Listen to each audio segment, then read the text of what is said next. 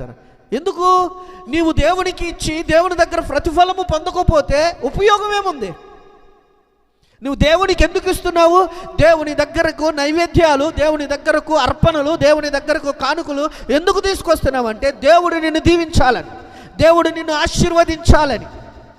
అయితే పెద్దవాడికి కోపం వచ్చిందండి.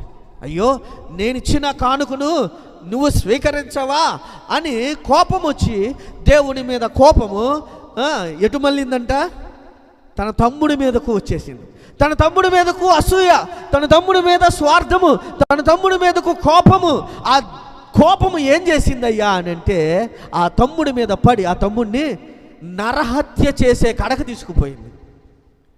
ఆదాము ఆజ్ఞ మాత్రమే అతిక్రమిస్తే ఆదాము యొక్క కుమారులు ఒక మనిషిని నిర్దాక్షిణముగా చంపివేశారు.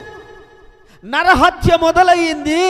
పాపము మానవునిలోనికి వచ్చిన తర్వాత ఆ పాపము నుండి జననము అవుతున్న ఆ సంక్రమించిన జనాంగమైన మనలోనికి నరహత్య, ద్వేషము, కోపము, విమతలు, మత్తతులు, అల్లరులు, అబద్ధాలు, ఈ పాపముతో కూడిన లక్షణాలన్నీ, నాశనకరమైన పాప లక్షణాలన్నీ మనలోనికి వచ్చేసినాయి అండి.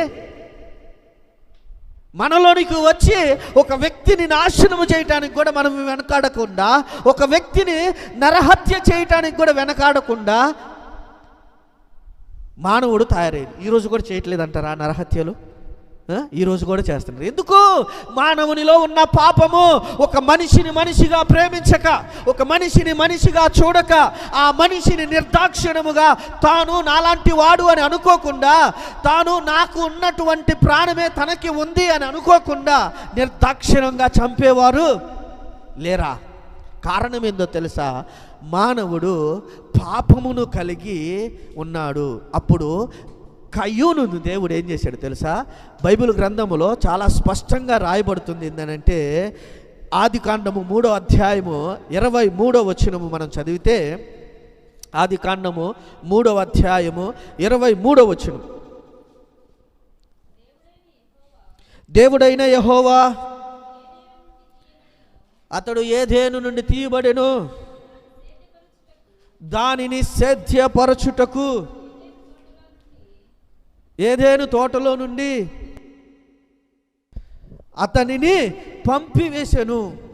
ఏందమ్మా? 3వ అధ్యాయం 23వ వచనమేనా? 3వ అధ్యాయం 23వ వచనమేనా? ఇక్కడ ఆదామును ఏదెను తోటలో నుండి పంపివేశాడు. అయితే కయ్యూనును ఏం చేశాడో తెలుసా? కయ్యూను